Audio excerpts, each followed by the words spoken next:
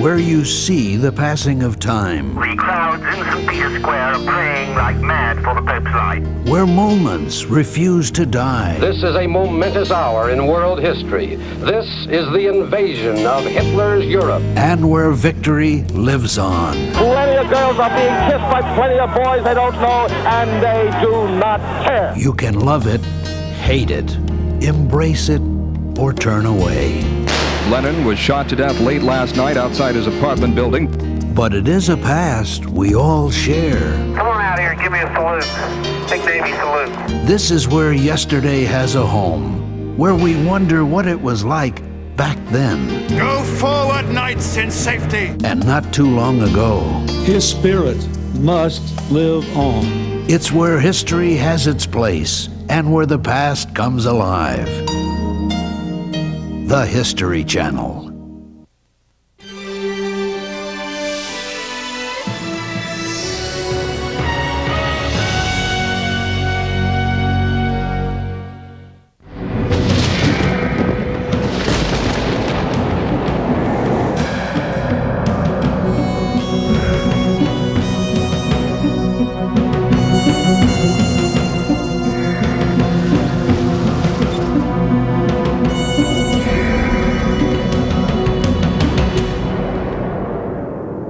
Many people feel haunted by what they call evidence of evil forces in the world.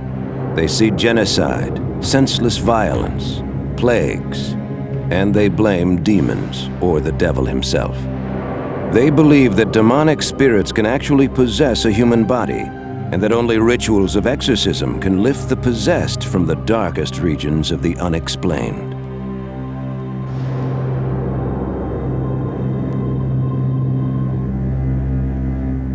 In 1973, audiences filled movie theaters to see the portrayal of a girl possessed by the devil.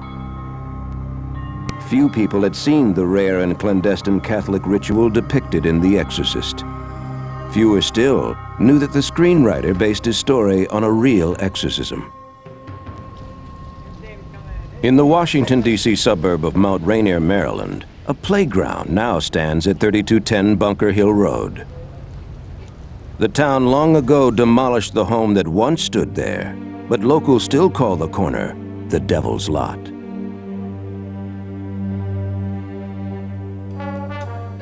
In January 1949, the 13-year-old boy living there seemed like a perfectly normal teenager. Attending school, concentrating on his studies, he was slightly built and unathletic, preferring to stay indoors listening to his favorite programs on the radio and playing board games. Suddenly, witnesses say, a series of unexplained events began. Scratching sounds erupted from the walls and the floors of the family's home. The boy's bed would shake, furniture would slide across the room, and dresser drawers would fly open. At first, his parents thought these strange occurrences were related to the boy's distress over the recent death of a favorite aunt.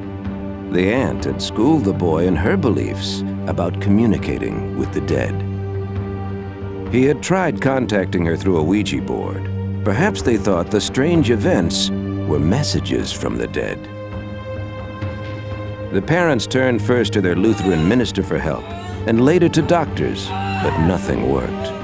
Then, deep scratches began appearing on the boy's body that witnesses said the boy could not have made.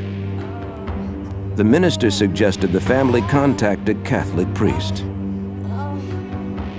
They went to St. James Church in Mount Rainier, Maryland, to meet Father Albert Hughes. Hughes agreed to visit the boy. Later, over dinner at the rectory, Hughes told fellow priest Frank Bober about the meeting. He said that the room would get extremely cold to the point that you would be shivering. The boy was obviously the one that was responsible for moving objects around the room, like the phone off the desk. There was a plethora of vehement statements against God and sacred things. Father Hughes, just 29 years old at the time, was unprepared to deal with the bizarre force that seemed to be inhabiting the boy. He was certainly befuddled by all this in terms of, contemporary scientific input. But eventually he felt that, there was no option but that he was dealing with, satanic forces. Father Hughes became convinced that exorcism, an arcane ritual requiring the approval of the Archbishop, was the answer.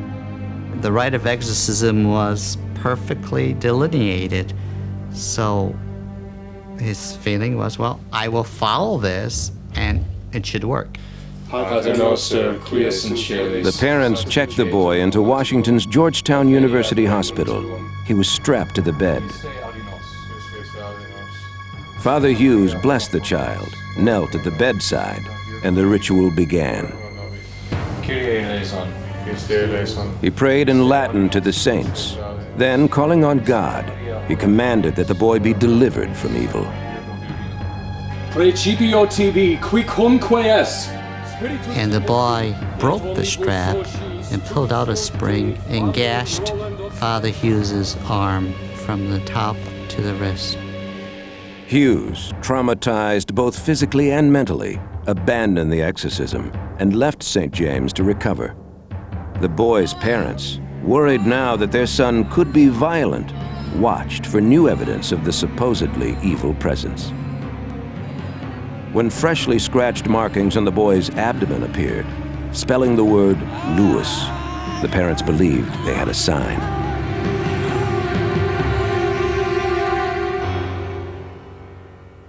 They had relatives in St. Louis, where the boy's late aunt had lived, and they went there for help.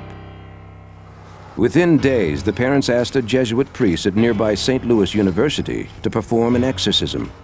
It was early March, 7 weeks into the boy's strange odyssey. The priest said before the Archbishop would approve the exorcism, doctors would have to rule out all physical and mental causes for the boy's behavior. The doctors claimed they did. The Archbishop chose the 52-year-old pastor of the university's church, Father William Bowdern, as the exorcist.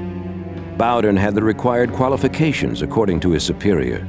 He was pious, prudent, and mature of years, just as the exorcism ritual dictated. Bowdern asked a professor and fellow priest, Raymond Bishop, then 43 years old, to assist him. He also included Walter Halloran. I used to drive for Father Bowdern, and one evening just before supper he came up to me and he said, would you take me someplace tonight? And so I said, sure. A 26-year-old seminary student at the time, Father Halloran had no idea he was about to assist in an exorcism until Father Bowdern began the prayers in the home of the boy's relatives. And I was kneeling at the foot of the bed, leaning on the bed with my elbows, and the bed started going up and down. I guess I looked a little surprised because he stopped for a minute and just looked over and says, don't worry. So I went on with the prayers, and then I think the next thing that happened is that a bottle of holy water flew across the room. It was sitting on a bureau, and it went flying across the room, crashed into the wall. The two priests performed the ritual as Father Halloran and family members held the boy down. Night after night, the priests tried to pin relics of saints on the boy and place a crucifix in his hand. They sprinkled holy water and repeatedly recited the prayers of the exorcism ritual. During the prayers of exorcism, the child would become real agitated and thrash around. Holy water would always bring a reaction from the little boy, of anger, not wanting the holy water sprinkled on him and that sort of thing. The boy also showed extreme anger toward the priests, according to the author of The Exorcist, William Peter Blatty. The boy was able to spit copiously and prodigious distances with remarkable accuracy. He could spit across a room 20 to 25 feet and hit a priest in the eye, and apparently was unerring. There were a couple of times when the child would make statements about people that were present. He addressed one of the priests, who I think was only there once, And he said, oh, he says, I'm surprised to see you in hell. He says, how did you ever get down here? The ordeal usually ended well after midnight, and the boy would fall asleep. The priests recorded the night's events in a diary signed by all the witnesses. When the boy awakened, he would have no memory of what had occurred the night before. When the exorcism in St. Louis entered its third week, Father Bowden suggested the boy should convert to Catholicism. Do you know what a sacrament is? The parents agreed, and the boy began to take religious instruction during the day in the rectory of the St. Louis University Church. Bowden also decided to move the exorcism there. Ave Maria, gratia plena Dominus tecum. Now, closer to the church, the intensity of the boy's reactions increased. Bloody brandings again rose on his body in the form of words and figures. There would be arrows. I remember arrows. Another time the word hell appeared. It was very, very exact. You know, you didn't have to work your imagination to see what it was. But most of the time there'd be long welts that would go down his arms, down his legs, across his abdomen, and on his chest. One time, one of the spotches looked something like the hooded drawings you have of the devil. In one account that was so vivid, Father Bowden recounted in his diary that while he was speaking to the boy, he happened to glance down at his leg, and before his eyes was as though this was a two-pronged pitchfork, ran all the way down from his inner upper thigh down to about the ankle, drawing blood all the way down. The ritual explicitly prohibits dialogue with the demon, but directs the exorcist to demand answers to two questions. What is your name? And what is the day and hour you will depart? So you ask those, and then you pause for an answer. Sometimes an answer is given. Like one time the child responded Legion to what is your name. At other times, the boy, speaking in an unfamiliar voice, identified himself as Spite, or the devil. One night, the voice reportedly offered to prove that it was the devil. I will awaken the boy, it said, and he will be pleasant. The boy instantly awoke, and he was calm. Later, the voice said, I will wake him up, and he will be awful. The boy woke up in a cursing fit. The voice would often taunt the priests, saying that a certain word had to be revealed before the spirit would leave. As closely as I can remember, these are the words. I will not go until he says a certain word, and I will not let him say the word. By now, according to Halloran, the battle for the boy's soul seemed endless.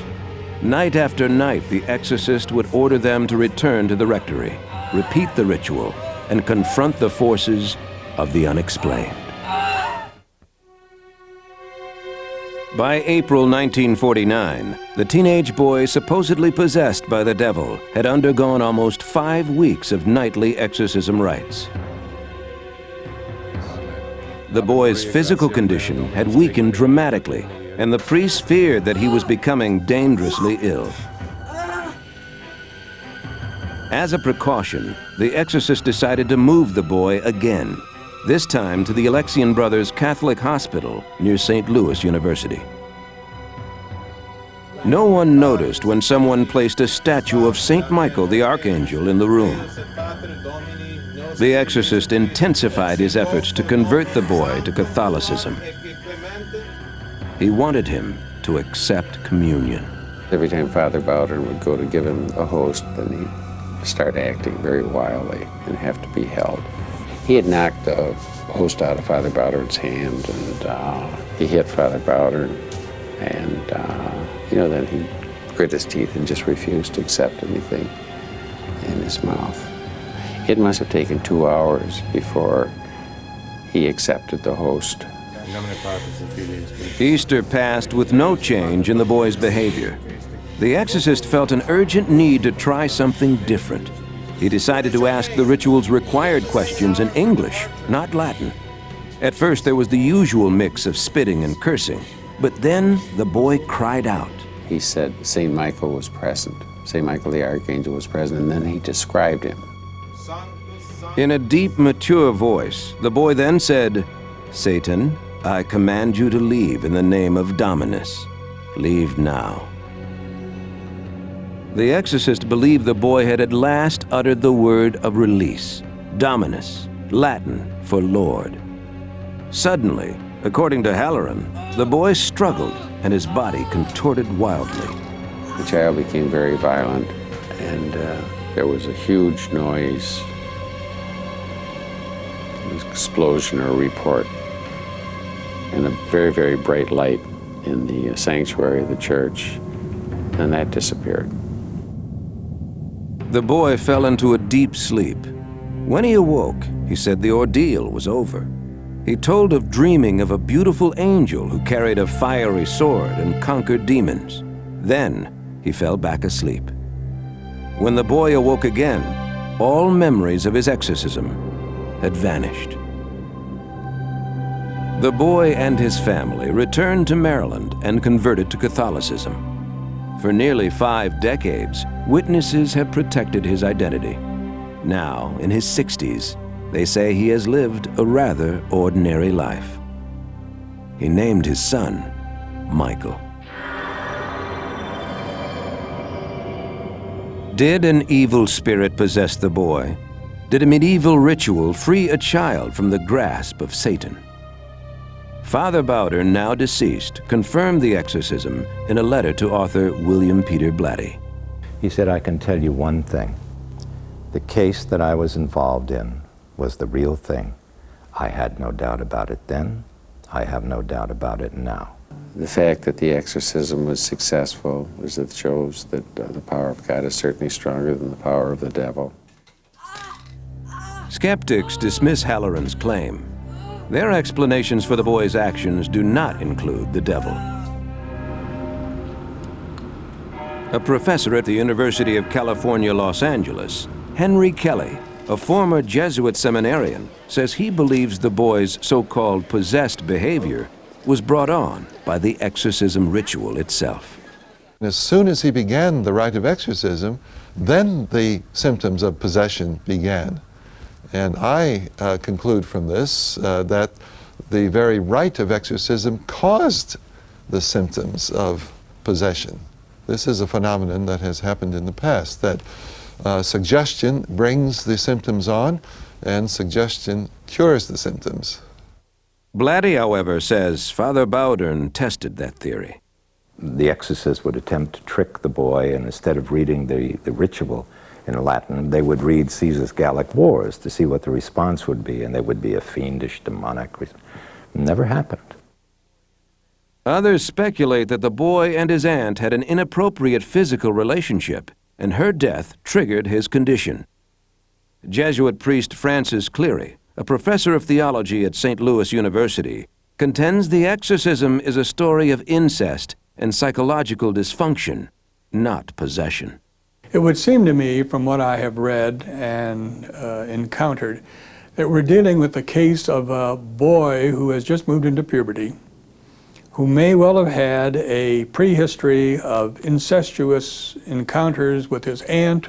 It would be a mistake to take that experience of psychological sickness, disease, and paranormal phenomena, and without justification throw that into a religious context. Leave religion out of it. It doesn't belong here. Psychiatrist Dr. David Baer says new research about brain disorders may provide medical explanations for the boy's so-called possession. The brain is a combination of electrical circuits and chemical systems. The way one brain cell signals another, in most cases, is by releasing a chemical. So abnormal chemicals in the brain can produce unusual states, changes in behavior, a sense of possession. Dr. Baer says the boy may have suffered from temporal lobe epilepsy. Temporal lobe epilepsy can be caused by things like infections, encephalitis, an infection of the brain, and that can be temporary. Temporal lobe seizures often begin in puberty. Baer thinks seizures in the temporal lobe, which is connected to what's known as the autonomic nervous system, may also explain the skin welts. And he's skeptical about the accounts of words spelled out on the boy's body. And I do wonder, in the case of this young boy, whether some of the people who observed the welts and the changes in his skin added their own interpretation of what they saw. Halloran believes the welts, like the boy's so-called possession, were real and cannot be explained by modern science. I think that anyone could suffer possession. And I think it's basically because of the power that Satan has, and then also inherent weaknesses that we have. My own feeling is that this particular case was an authentic case of possession, whatever that is, and that the boy had lucid moments in which he was not under that influence, but during which he did what this psychic, he vamped.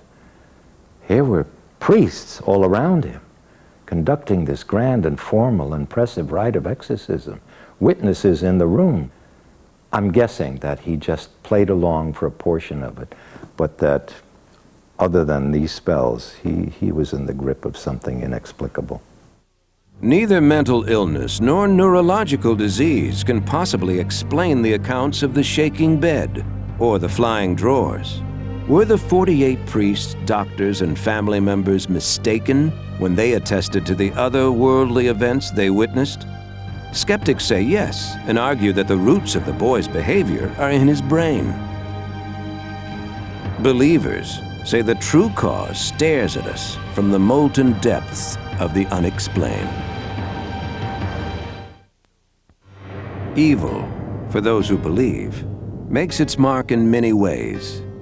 Exorcists supposedly can banish a single devil or banish dozens of demons from a single person.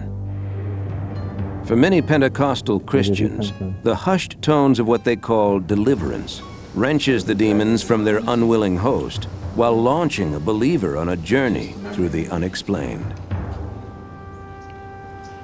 In September 1990, 25-year-old Ellen Carney moved from Hartford, Connecticut to Pasadena, California, and enrolled in graduate school at Fuller Theological Seminary. Ellen felt a new life beginning for her.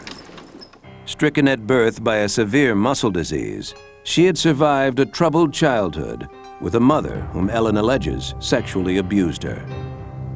As a teenager, her mother committed her to a hospital for people with physical disabilities. There, feeling abandoned, Ellen turned to drugs, heavy metal rock music, and the occult. Then a friend gave her a Bible and invited her to attend a local Pentecostal church service. For the first time in her life, Ellen says she felt a personal relationship with God and became a born-again Christian. Now, at Fuller, she hoped to deepen her faith, but her new life took on an ominous edge. She says strange things began to happen.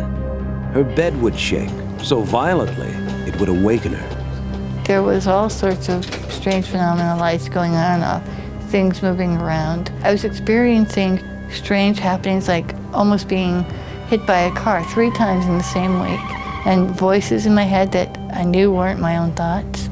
I would get this enormous burst of loud, sort of antagonistic voices saying negative things about me. Just a lot of strange things that I couldn't explain, and that scared me. Confused and afraid, Ellen Carney searched for spiritual guidance. One of her friends recommended she talk to Reverend Charles Kraft, an evangelical minister and a professor at Fuller. In addition to his counseling skills, Kraft is a specialist in deliverance, the Pentecostal version of exorcism. I want all spirits out of mind, emotions, and will, in the name of Jesus Christ. During a deliverance, Reverend Kraft says he addresses each demon, naming it by its function, before he casts it out. Spirit of doubt, what does this do to you? She's getting stronger. She's getting stronger. That's bad news for you, huh? I'll give you to the count of 3, and after that the angels come after you with their swords. 1, 2, 3. Ellen knew Kraft practiced deliverance, but she doubted she could be possessed by demons. When I went to see him, I had no idea what I would say. I just went because I thought I had no other choice. In their first 2 meetings, Reverend Kraft and Carney discussed her troubled past. By the 3rd session, Kraft had determined she was demonized. Having demons sort of feels like being slimed. It just feels like being covered in some kind of muck or just being mired down. It's just a really dirty feeling. Kraft asked Ellen if he could challenge her demons. She agreed. Next, Chuck asked me to close my eyes, and he directly addressed the demons in me. All of a sudden, the demon turns up, and you're talking to a demon instead of to Ellen. When the demon spoke, Ellen believed for the first time that evil spirits lived inside her. The demons answered to specific names: fear, depression, death. When Kraft asked who was in charge, he says the demon of death answered. Lord, keep me safe and open. Carney documented the deliverance in her diary. Death did most of the talking and had a much stronger feel and attitude. Though Chuck didn't get louder, he got much firmer and commanded it in Jesus' name to answer. In the name of Jesus, now we... Reverend Kraft believes he then took authority over the demons and ordered them to leave. According to Kraft, once a demon leaves, it cannot return. I've tested this several times, including with Ellen. And when there's been another demon that we had to deal with, I've said, are you the same one that we had kicked out before? And he said, no, that one can't come back. Why? Because you forbid it to come back. He would just send them away. Usually I could see that and felt a real difference. Ellen met with Reverend Kraft every week for 9 months and sensed more than a dozen demons leaving her, but she knew others remained. At night, I'd get awakened and I would see spirits in my room, and if I rebuked them in the name of Christ, they would leave, but I was sometimes so terrified I didn't remember to do that.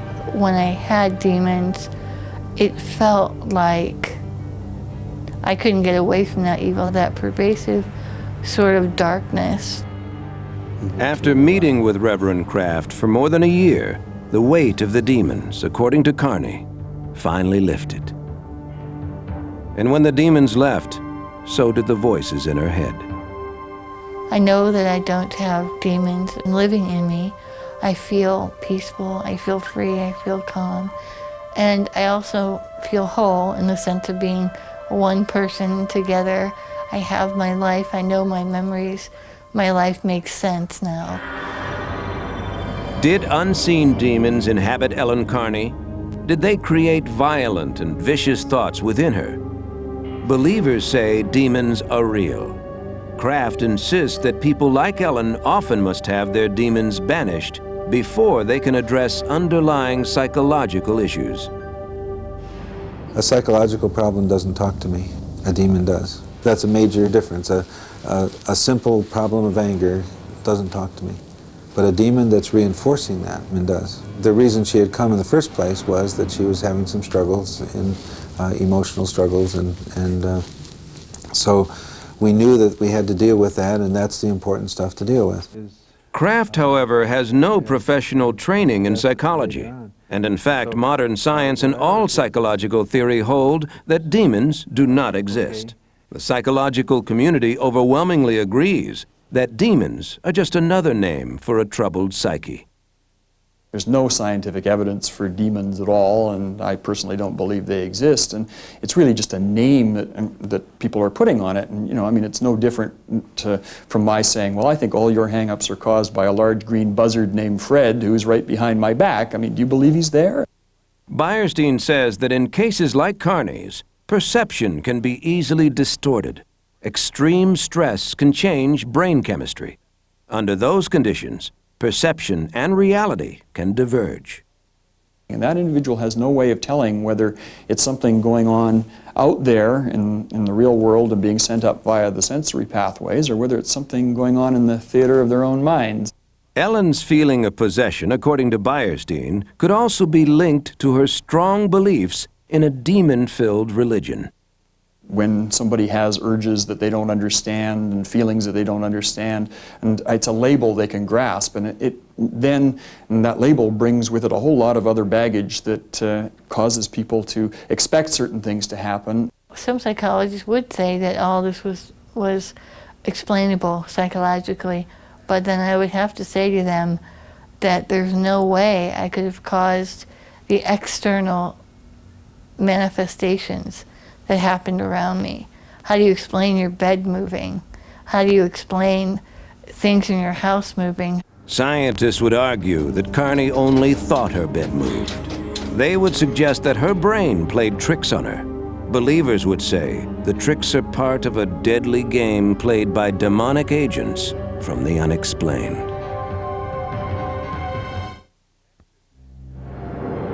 Exorcism relies on the shrouded mysteries and candlelit rituals of religion. Traditional psychotherapy derives from rational, secular analysis. Despite these vast differences, some therapists have embraced exorcism, adding a mystical adjunct to their therapeutic regimen and entering the world of the unexplained. In the fall of 1982, Margaret Swift, a trained hospital dietitian from Cupertino, California, needed a minor surgical procedure. Margaret recalls she was in otherwise perfect health when she entered the hospital. But when she returned home the next day, she felt new and unexplained symptoms. Oh, well, the symptoms were immediately. After I got home, my legs were heavy, my feet were heavy. It was hard to walk. I seemed to be eating normally, but in 3 days' time, I lost 15 pounds. In 2 weeks, Margaret returned to see her surgeon. He said her symptoms had nothing to do with the surgery and referred her to a specialist who ordered a battery of tests, none of which showed anything abnormal.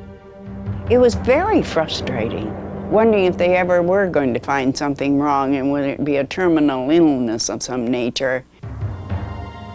Weeks passed, then months. With doctors unable to treat Margaret's strange exhaustion, she qualified for medical disability. After 6 years, Margaret became curious about an alternative therapy and read The Unquiet Dead by California psychologist Edith Fiore. The book described Fiore's belief that some people afflicted with mysterious diseases may actually be possessed by spirits of the dead. Fiore, who says she has performed exorcisms on hundreds of patients, theorizes that the spirits usually enter humans at cemeteries and hospitals where lost souls linger. Margaret noticed a similarity between her illness and those described in Fiore's book. She was skeptical that hypnotism could remove spirits of the dead, but desperate to find a cure, she made an appointment with Fiore. All right, have you ever been hypnotized before, Margaret? No, I haven't been. Fiore considered the strange symptoms Margaret presented: intermittent disorientation, and worst of all, the nagging heaviness in her legs. The psychologist immediately linked Margaret's past hospitalization to spirit possession. Fiore and Swift agreed to recreate the earlier exorcism. Fiore then began what she called the depossession process, by putting Margaret under hypnosis and addressing the spirit directly. Your name isn't Margaret. When you go into the spirit world, you're going to be in a perfect body of your own. So you don't need to be in Margaret's body. Go in the name of the Father and the Son, Jesus Christ. Go in peace and light and love. You must leave now. It was like a balloon bursting or something, and it seemed to leave through the solar plexus. When she emerged from hypnosis, Margaret says she felt completely different.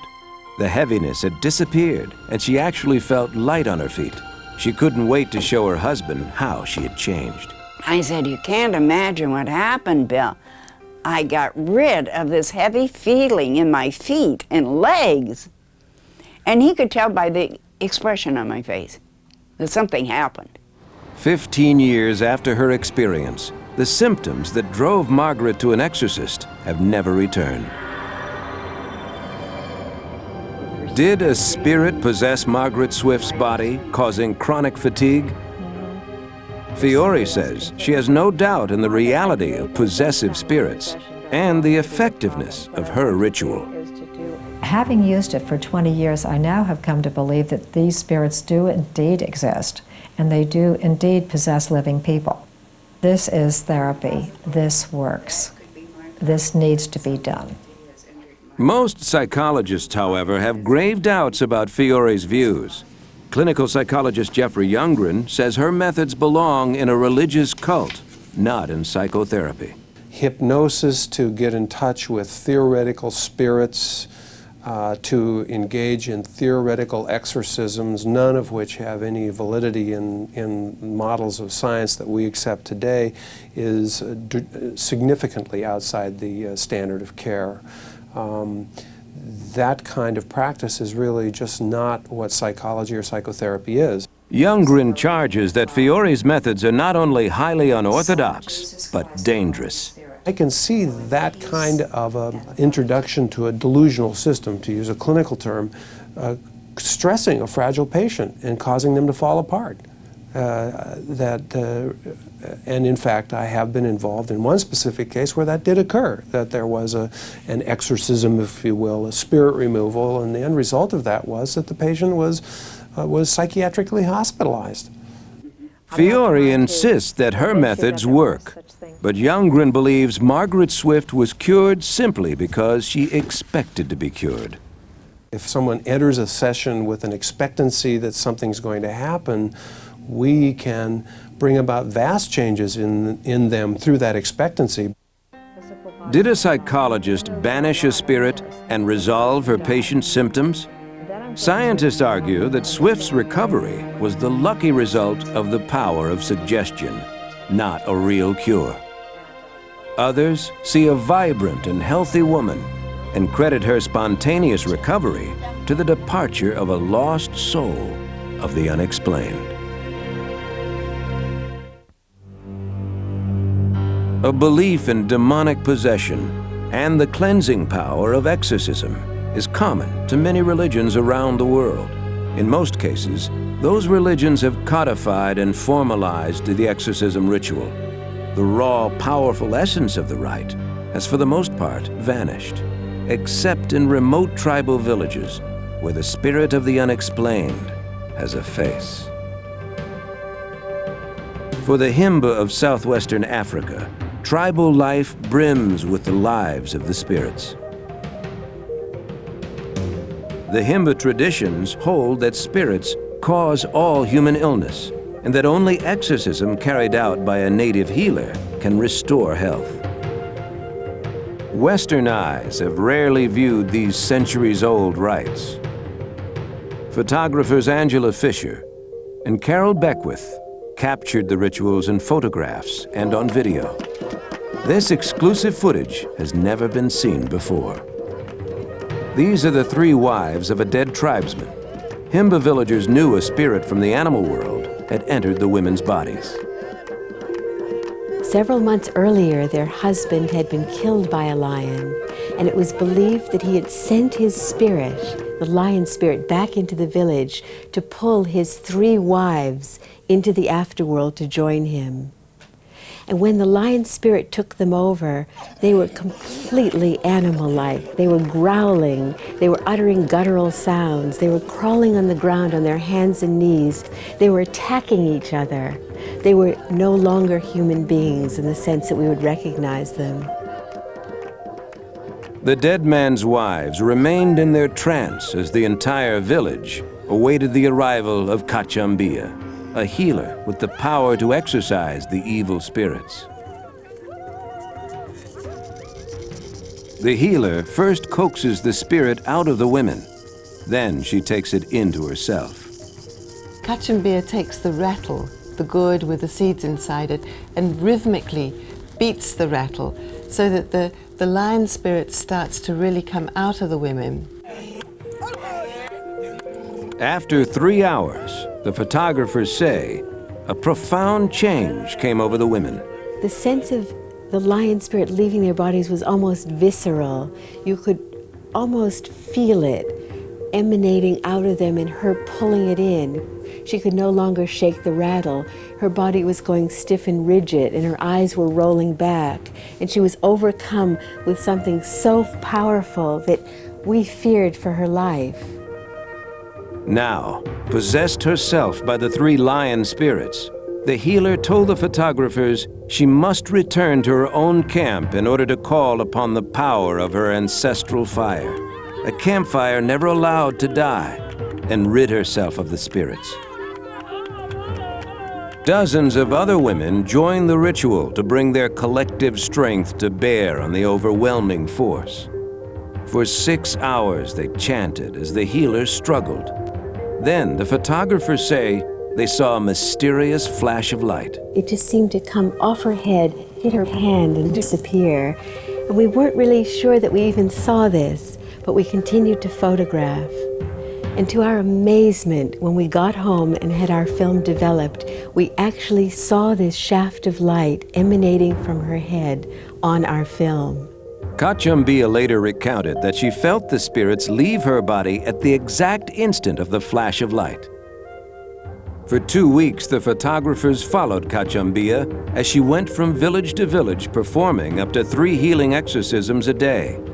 They report seeing a small child brought out of a coma, and a woman who had suffered for 4 years, apparently cured.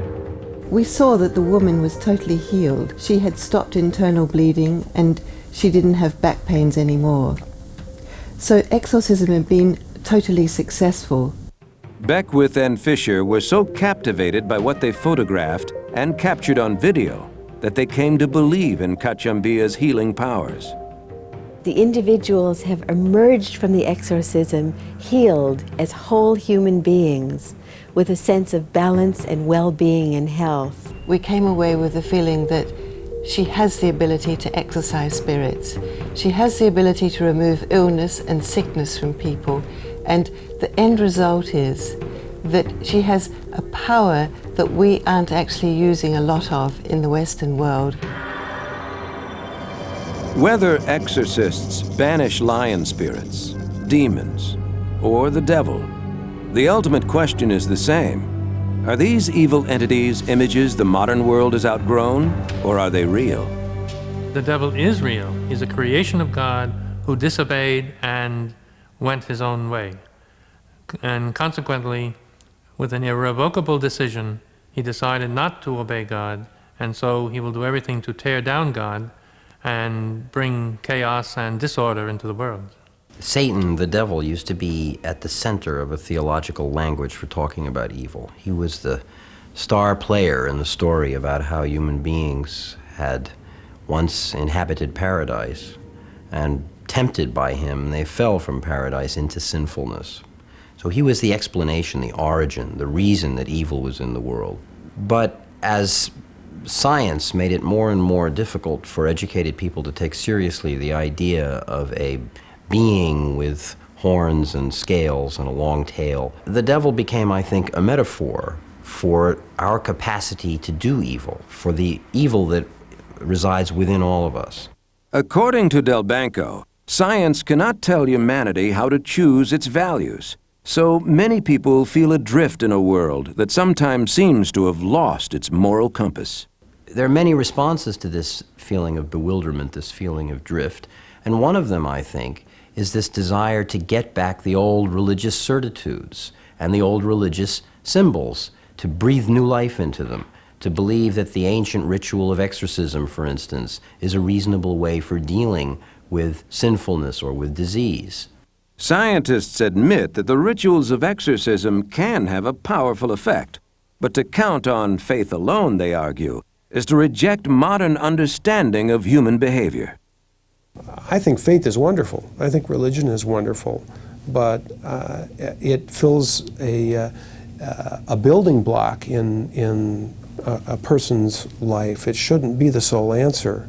I mean, there's still, in spite of religion, is a place for medicine and for psychological sciences and so forth, and together they can work fairly well.